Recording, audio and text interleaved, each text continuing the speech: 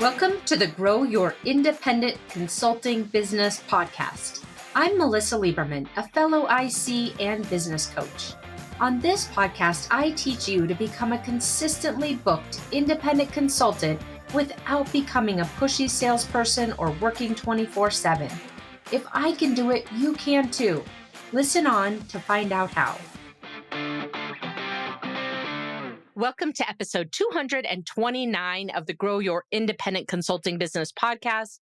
This is Melisa Liberman, and today I am excited to dive into a topic with you that was inspired by my own coach. He said something that it was kind of in passing, actually, that I just had to bring to your attention today because it's incredibly important and can help you to either solve or to avoid or to minimize a lot of anguish and overthinking and situations where you're heading down the wrong direction and not understanding why. So that's what we're here for today. The topic today is why most business problems aren't quote unquote business problems. And I'll tell you more about what that means here in a second. So thank you for tuning in. As I'm recording this, it is already July, which means we're here in the second half of the year. You've already listened to an episode a couple rounds ago where we were talking about planning out the second half of the year. And what we're talking about today is going to be an important component to the way that you're approaching the second half of the year. And quite frankly, your business in general as you evolve and grow and optimize as a business owner. So I'm excited to share this with you. Let me tell you the little bit of a story about the inspiration of where this episode came from and was inspired by. So my coach, Mark, he and I were talking, and it just kind of came out in passing, this sort of statement that he made as if it was just a well-known fact. And the statement was something to the effect of very few business problems are actually quote unquote business problems, the way we would think of them in the traditional sense. Most business problems are personal. And in this case, personal because we're independent consultants, because we're wearing so many hats in our business, and sometimes even for larger organizations. But let's today focus on this for independents and boutique consultancies.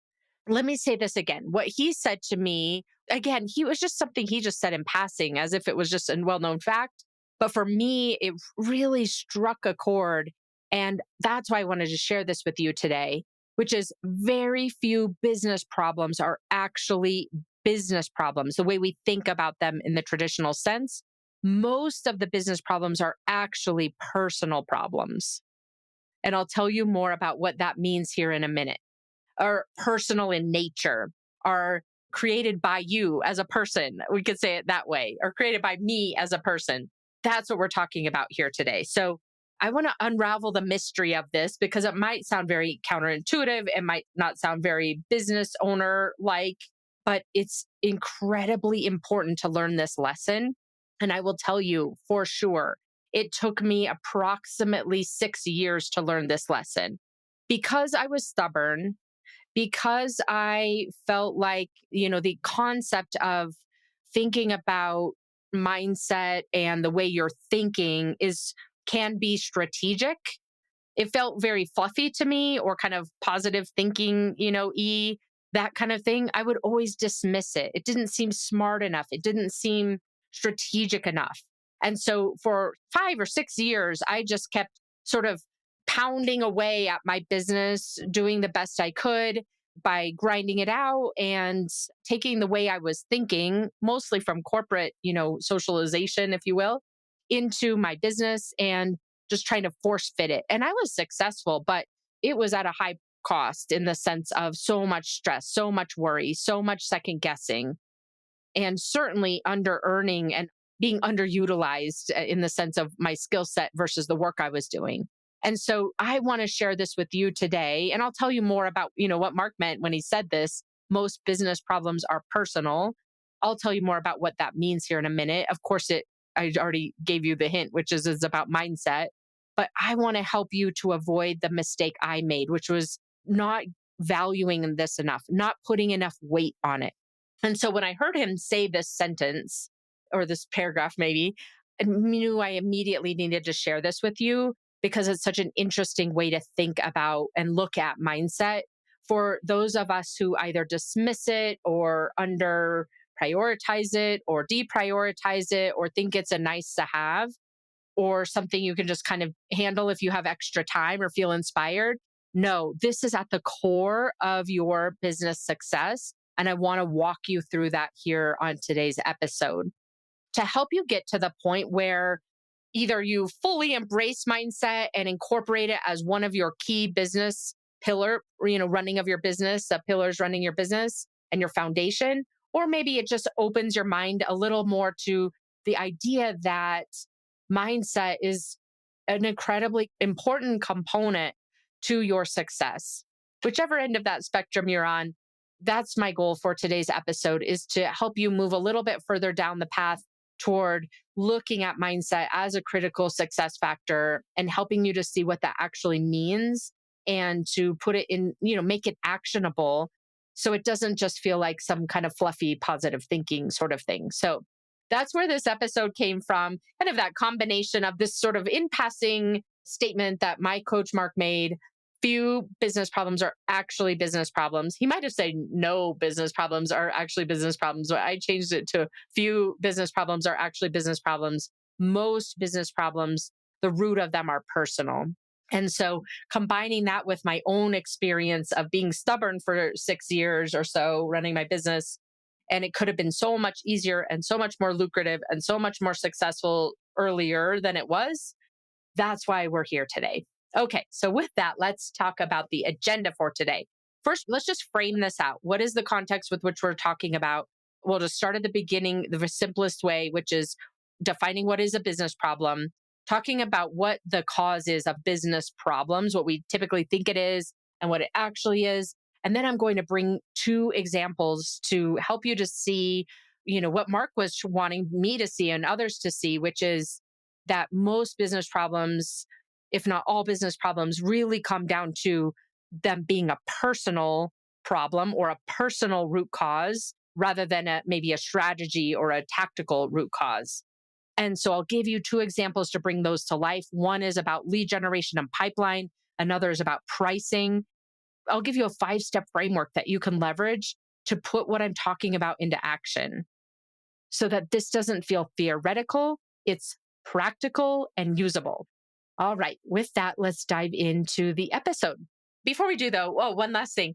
I want to encourage you to go take the consultant's business health check if you haven't already. There's some mindset related questions in that health check. It's a 14-point business health check created specifically for independent consultants. And if you haven't taken it recently or ever, I highly recommend doing that. So you've got a really good sense of where you're growing, where you might be receding, and that kind of thing as you're running your business. It gives you a great baseline on a quarterly basis. You can find that at icassessment.com. I see the two letters for independent consultant assessment.com. Okay. So now let's talk about the first step of this agenda, which is just let's set some context here. What do I mean by a business problem? The title of this episode, most business problems aren't business problems, quote unquote. And so let's just set the stage here. What is a business problem in this context? The simplest way to describe it is a business problem is any core issue that prevents your business from running sustainably and profitably in a way that aligns with your goals. Some examples: you might have a business problem that you're missing your revenue targets. You might have a business problem that you're overworking. You might have a business problem that you don't have a repeatable source of leads. Those would be examples of business problems that we're talking about here today. As we think about these business problems and start figuring out how to solve those business problems, the key is to tackling those is, as you know, to get to the root cause, the real cause of these problems, not what seems to be the cause on the surface. So let's talk about what we think typically see is the cause of these business problems. Again, let's just take the example of our pipeline is empty or our pipeline isn't supporting our goals, for example.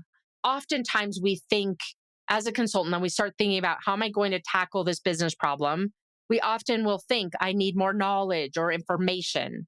It creates that research trap, spending a lot of time asking ChatGPT or Claude, what to do, or what you're missing, what perfect strategy you have neglected to know about or to have implemented properly in your business.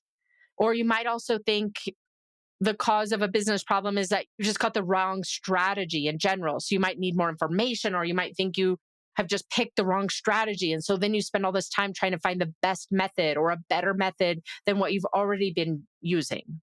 Or perhaps you think that you need more tools or tactics, such as, I'm missing a website, or I don't have the right messaging.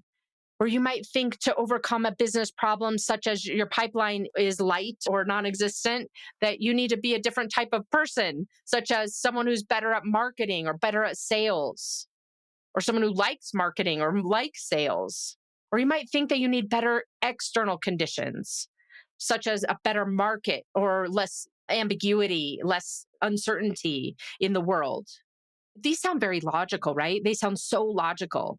In order to overcome my business problem of having a pipeline that doesn't support my revenue goals, I definitely think I should change my strategy or get a website or hope that the market comes back to where it was previously. But as I look at business after business after business, and I compare what makes the difference between a successful consultant and one who's struggling when they have very similar skill sets and backgrounds and niches, I find that it always comes down to the way that they're thinking. And so the root cause is not a lack of knowledge. It's not a wrong strategy. It's not that you need more tools or tactics. It's not that you're not the right kind of person or certain personality. And it's not the market conditions. At the end of the day, what I see time and time again is that it comes down to the way they're thinking. And so that's why my coach was saying business problems almost always are not business problems in the sense that we would normally think of them, like this, what I just shared with you: knowledge, strategy, tactics, external conditions. It almost comes down instead to a personal problem. And by personal problem, he was referring to the way that person is thinking, and that way that person, what operating system they have in their brain that they've created that then leads them to take certain actions or not take certain actions, or take actions, but with a layer of self doubt that kind of creates that effect of having the gas and the brake on at the same time. And it might sound kind of depressing or discouraging that these problems come down to you as a personal problem, or to me as a personal problem. But this is the best news, because we have full control over that. We don't have control over the external conditions, on a macro level, but we have control over ourselves. And that's why this is great news. And you've heard me say this on this podcast before. If you've listened for any period of time, you have full control over the way you're thinking and your mindset and the way that you're viewing yourself and showing up, and the decisions that you're making, and ultimately the results that you're creating. And so that's why it's so important to recognize the actual root cause of a business problem, which is the way you're thinking as you approach that problem, the way you're thinking and the way that you actually created the problem in the first place. For example, your business problems almost always come down to the way that you're thinking. The way you're thinking either fuels the goals that you've set or repels them, or somewhere in the middle, right? Where you create some form or function of underperforming. When you are implementing a strategy without an aligned set, it doesn't go anywhere, or it doesn't go as far as it could. How do I know this? I have seen time and time again, consultants who have similar backgrounds, where one is approaching, and quite frankly, similar skills that they're bringing to the table. Most of us as consultants, almost all of us, I'll venture to say, don't come at this with sales background or sales experience.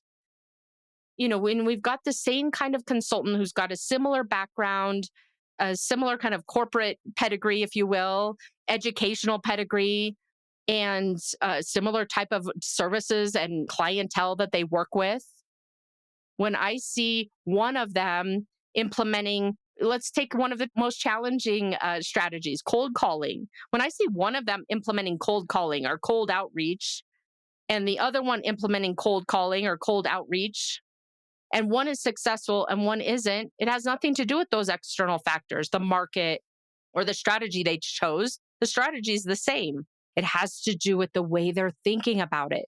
Their mindset is aligned to the strategy they chose and to the outcomes they're wanting to accomplish. They're able to fuel the results that they're wanting to create. And again, I'm going to dive into a more detailed example here in a moment. But when you go at the same exact strategy with the same as possible background as a human, obviously everyone's a different slightly, but when you look at two people who have such a similar background and they're implementing the same strategy and it's working for one and not for the other, and I've spent time working with them to figure out, are they doing the same type of thing? And they are. It comes down to mindset. It comes down to the way that they're thinking.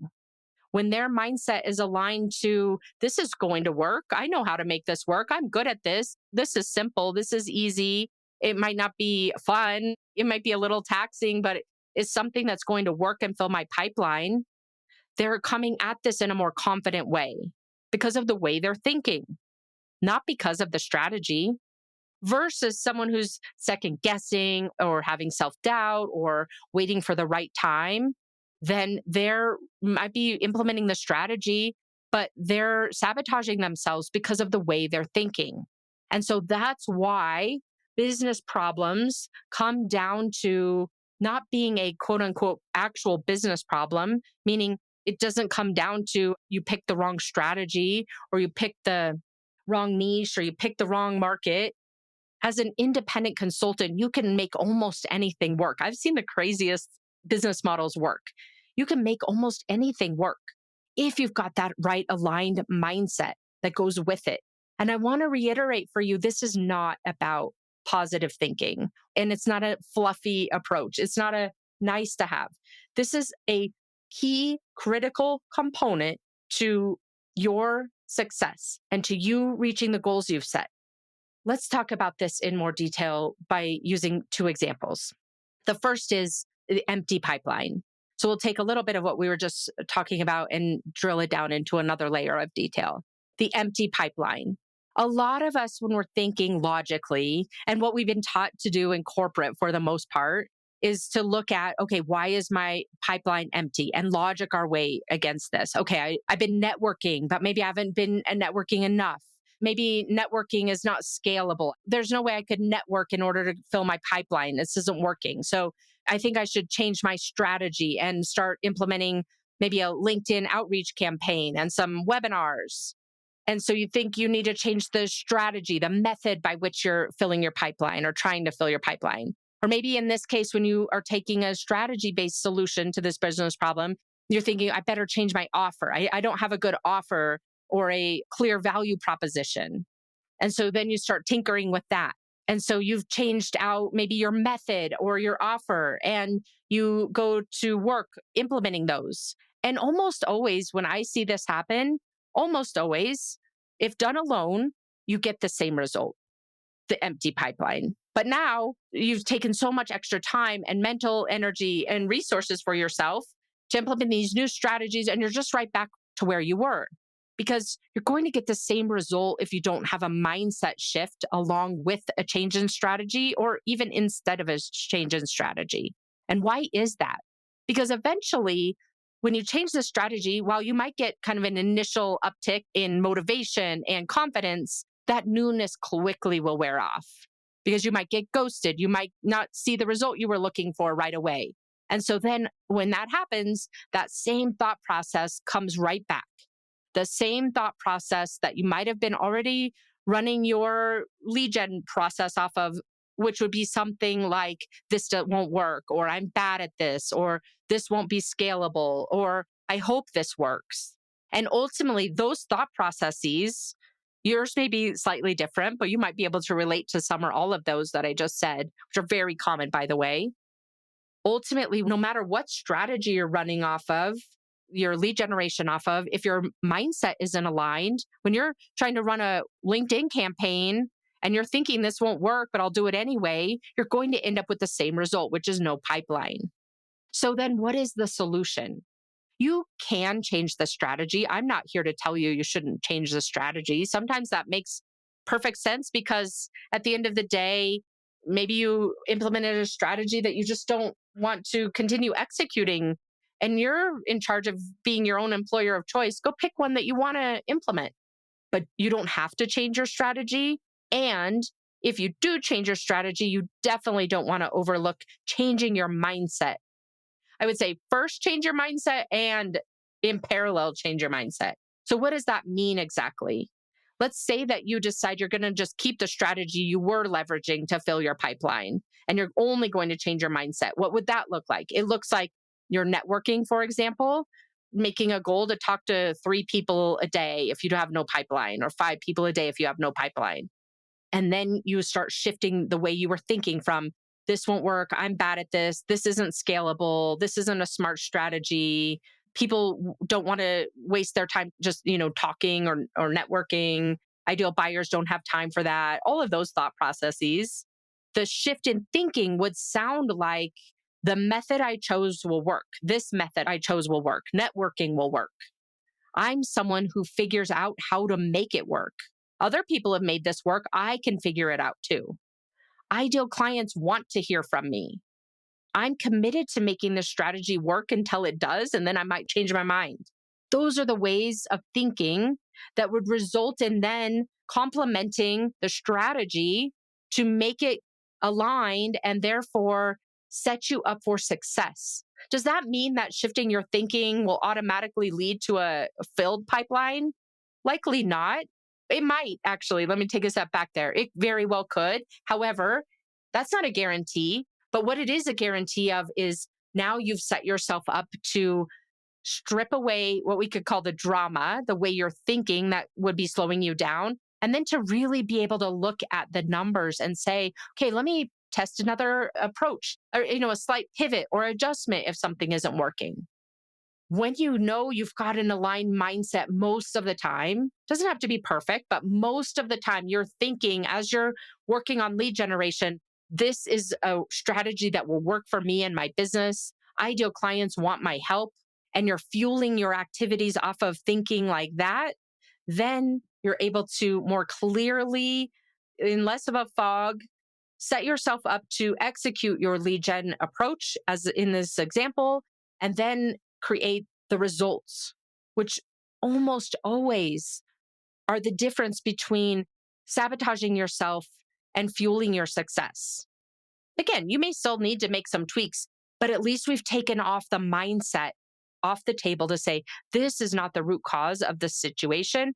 Now you can look at the strategy and figure out, okay, what tweaks do I want to make in order to better set this up for success? All right, let's talk about a second example here to bring this to life and illustrate what we're talking about here today, which are business problems almost always aren't caused by quote unquote the norm that we would think in terms of the reason, but more importantly, they're created ultimately by a mindset issue, which makes it a personal cause. It's a personal reason that you're having a problem with whatever the problem is in your business. And again, that's great news because you have full control over this. Okay, the second example here is those of us who are in the mode of wanting to increase our pricing. A lot of times when we go about this and we think we're ready to increase our pricing, we think that we need a strategy based solution to do that. Maybe we need to improve the value proposition, or we need to maybe sell to a different type of buyer, or we need to add more services or support, or we need to get a really good talk track about to justify why we're increasing our prices and we haven't had an increase in a few years and blah blah blah, all the reasons why it would make logical sense to increase the prices. Those are the types of approaches we commonly think we need to take in order to tackle that business problem of needing or wanting to increase pricing. Why is that not the solution? Again, when you go about thinking you need to improve your value proposition or improving your sales process, and you haven't addressed your thought process kind of under the cover, you're going to end up creating a lot of friction. You're going to create a lot of friction because now all of a sudden you want to sell your services at a different, higher price. And your mindset is telling you that you think you don't have enough value yet, or you need to add more to justify the pricing, or that the current types of buyers you sell to won't pay that amount. Then you've created friction in your system. And the friction is going to end up resulting in you sabotaging yourself. So, what would be the answer instead? The answer instead is that you want to address the mindset, not the strategy. Again, to repeat what I said in the first example, it doesn't mean that you have to keep the strategy. You could certainly work on your value proposition or reevaluate who your ideal client is. And you could even add more services if you want to. But it would be from the place of knowing that what you offer is valuable in and of itself. And those things are just incremental improvements. They're not required in order for you to increase your pricing.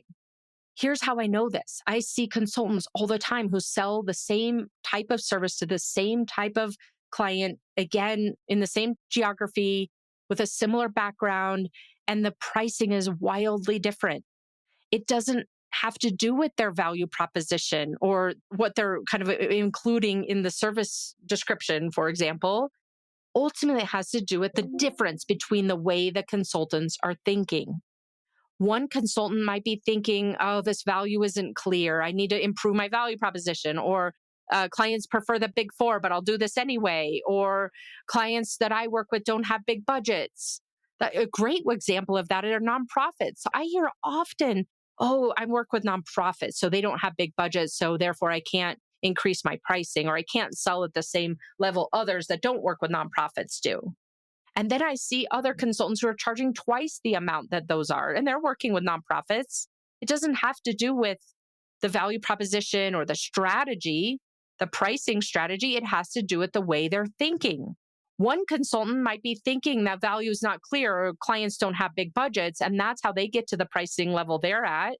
And another consultant with the same strategy might be thinking something like ideal clients will pay this new pricing. Ideal clients will see this as more than fair and reasonable. I'm someone who can figure out how to sell this new pricing. That's the difference. It's not the pricing itself or the strategy. And so, again, I want to tell you, I'm not here to tell you just change your mindset and everything fixes itself, although that is an option. You can always change and adjust and pivot and refine your strategy. But first, you want to address your mindset. You want to be so clear about what is weighing you down, what is sabotaging you, what way of thinking is creating that friction so that you can adjust it, so that you can evolve it, so that you can optimize it, so that you can set up the way that you're thinking in a way that's aligned to the strategies you've chosen and to the results that you're wanting to create. So, those are the two examples that I wanted to share with you today to bring this to life. This idea that most business problems aren't quote unquote business problems the way we would think about them in the traditional sense, that they're actually come down to being a personal problem, meaning a mindset problem, a way of thinking problem, and so a thought process problem. So, as we wrap up today's episode, I want to share with you the 5-step approach to this business problem solving. When we know it's not a business problem, now what do we do? So here's the 5-step approach. Number one, what is the problem? Identify the problem. My pipeline is not as full as I want it to be, for example, or the problem is I'm underpricing. The pricing that I have doesn't meet my business goals, and so I need to adjust my pricing. Those would be examples. Then you want to pinpoint, as a step 2, you want to pinpoint the root cause, the mental root cause of why you have that problem. And you might say, well, I've never tried it before. But at the end of the day, you haven't tried it before because of the way you're thinking. And so you want to just constantly come back to, I'm the cause of my problem. And that sounds not fun, right? But at the end of the day, if you ask yourself and think about it from the perspective of, I'm the cause of my problem, this is a personal problem I've created. Now let me pinpoint the root cause. And from there, build out your plan to tackle the problem. And it might be purely mental, shifting your mindset to set yourself up for success and different results, or it might be a combination of mental and strategic. That's the 3rd step. And then the 4th step is to commit to that plan, no matter what. Commit to the plan and continue executing it, refining your mindset until you get the results you're looking for. So you're testing and iterating, which is step 5, until ultimately you get those results that you're looking for. And you just continue repeating that over and over again. This is the formula as a business owner to be building up that mindset that is required in order for you to achieve the goals that you've set. And quite frankly, to achieve goals that you might not even have imagined are possible for yourself. So that's what I have to share with you today. Why a business problem isn't actually a business problem. It's almost always a personal problem. And I encourage you to put this episode into action. Go implement that 5-step approach to uncovering and tackling business problems. And if you want help, reach out. This is where it's so hard to see our own challenges. That's why I have my own coach at all times. It's so easy to be able to help others. You likely help your own corporate clients with similar type of challenges, changing their strategy, helping their organization think differently to get different results. But it is almost always so challenging to put this in place for ourselves, to apply it to ourselves. And that's why coaching is so vital to the success of a consulting business. So if you're at the point where you know that getting help would be really valuable to helping you reach your goals and even exceed them, you can go to consultmelisa.com and set up a coaching exploratory call. I look forward to meeting with you and determining if working together is a good fit. Hope you have a great weekend, and I will see you again next week. Take care. Thanks for joining me this week on the Grow Your Independent Consulting Business podcast. If you liked today's episode, I have 3 quick next steps for you. First, click subscribe on Apple Podcasts or wherever you listen to make sure you don't miss future episodes. Next, leave me a review in your podcast app so other independent consultants can find and benefit too.